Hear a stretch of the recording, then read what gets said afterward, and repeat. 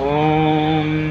हिरण्यवर्णां हरिणीं सुवर्णरजतस्रजां चन्द्रां हिरण्मयीं लक्ष्मीं जातवेदो महावः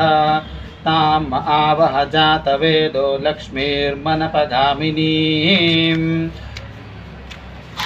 यस्यां हिरण्यं विन्देयं गामश्वं पुरुषानहम् अश्वपूर्वां रथमध्यां हस्तिनादः प्रबोधिनीं श्रियं देवीमुपह्वये श्रीर्महादेवी जुषतां कांसोऽस्मितां हिरण्यः प्राकारामार्द्रां ज्वलन्तीं तृप्तां तर्पयन्तीं पद्मे स्थितां पद्मवर्णां तामिहोपह्वये श्रियं चन्द्रां प्रभासां यशसा ज्वलन्तीं श्रियं लोके देवजुष्टामुदारां तां पद्मिनीमीं शरणमहं प्रपद्ये लक्ष्मीर्मे नश्यतां त्वां वृणे आदित्यवर्णे तपसोऽधिजातो वनस्पतिस्तव वृक्षोऽथ बिल्वः तस्य फलानि तपसानुदन्तु मायान्तरायाश्च बाह्या अलक्ष्मीः उपैतु मां देवसखः कीर्तिश्च मणिना सह प्रादुर्भूतोऽस्मि राष्ट्रेऽस्मिन् कीर्तिवृद्धिं ददातु मे क्षुत्पिपासामलां ज्येष्ठामलक्ष्मीं नाशयाम्यहम् अभूतिमसमृद्धिं च सर्वां निर्नुद मे गृहात् गन्धद्वारां दुराधर्षां नित्यपुष्टां करीषिणीं ईश्वरीं सर्वभूतानां तामिहोपह्वये श्रियं मनसः काममाकूतिं वाचस्तत्यमशीमहे पशूनां रूपमन्यस्य मयि श्रीर्षयतां यशः कर्दमेन प्रजाभूता मयि सम्भव कर्दमा श्रियं वासय मे कुले मातरं पद्ममालिनीम् आपसृजन्तु स्निग्धानि चिक्लीतवसमे गृहे निच देवीं मातरं श्रियं वासय मे कुले आर्द्रां पुष्करिणीं पुष्टिं पिङ्गलां पद्ममालिनीं चन्द्रां हिरण्मयीं लक्ष्मीं जातवेदो महावः आर्द्रां यः करिणीं यष्ठिं सुवर्णां हेममालिनीं सूर्यां हिरण्मयीं लक्ष्मीं जातवेदो महावः तां महावः जातवेदो लक्ष्मीर्मनपगामिनीं यस्यां हिरण्यं प्रभूतं गावो दास्योऽश्वान् विन्देयं पुरुषानहं यशुचः प्रयतो भूत्वा जुहुयादाज्यमन्वहं श्रियः पञ्चदशर्थं च श्रीकामाः सततं जपेत् पद्मानने पद्मऊरु पद्माक्षी पद्मसम्भवे त्वं मां भजस्व पद्माक्षी येन सौख्यं लभाम्यहम् अश्वदायी च गोदायी धनदायी महाधने धनं मे जुषतां देवी सर्वकामांश्च देहि मे पद्मानने पद्मविपद्मपत्रे पद्मप्रिये पद्मदलायताक्षी विश्वप्रिये विष्णुमनोनुकूले तत्पादपद्मं मयि सन्निधत्स्व पुत्रपौत्रधनं धान्यं हस्त्यस्यादिगवे रथं प्रजानां भवसि माता आयुष्मन्तं करोतु मां धनमग्निर्धनं वायुर्धनं सूर्यो धनं वसुः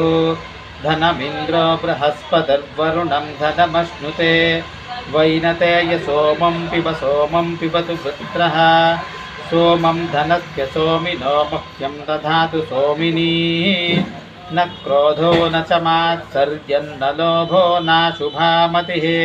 भवन्ति कृतपुण्यानां भक्तानां श्रीसूक्तं जपेत् सदा वर्षन्तु ते विभावरिदिवो अभ्रस्य विद्युतः रोहन्तु सर्वबीजान्यव ब्रह्मद्विषो जहि या सा पद्मासनस्था विपुलकटितटे पद्मपत्रायताक्षी गम्भीरा वर्तनाभिस्तनभरनमिता शुभ्रवस्त्रोत्तरीया लक्ष्मीर्दिव्यैर्गजेन्द्रियैर्मणिगणखचितैः स्नापिता हेमकुम्भैः नित्यं सा पद्महस्ता मम वस्तु गृहे सर्वमाङ्गल्ययुक्ता लक्ष्मीं क्षीरसमुद्रराजतनयां श्रीरङ्गधामेश्वरीं दासीभूतसमस्तदेववनितां लोकैकदीपाङ्कुराम् श्रीमन्मन्दकटाक्षलब्धविभवः ब्रह्मेन्द्रगङ्गाधरां त्वां त्रैलोक्यकुटुम्बिनीं सरसिजां वन्दे मुकुन्दप्रियां सिद्धलक्ष्मीर्मोक्षलक्ष्मीर्जयलक्ष्मीः सरस्वती श्रीलक्ष्मीर्वरलक्ष्मीश्च प्रसन्ना भव सर्वदा वराङ्कुशौ पाशमभीतिमुद्रां करैर्वहन्तीं कमलासनस्थां बालार्ककोटिप्रतिभां त्रिनेत्रां भजेऽहमाद्यां जगदीश्वरीं तां सर्वमङ्गलमाङ्गल्ये शिवे सर्वार्थसाधके शरण्ये त्र्यम्बके देवी नारायणि नमोऽस्तु ते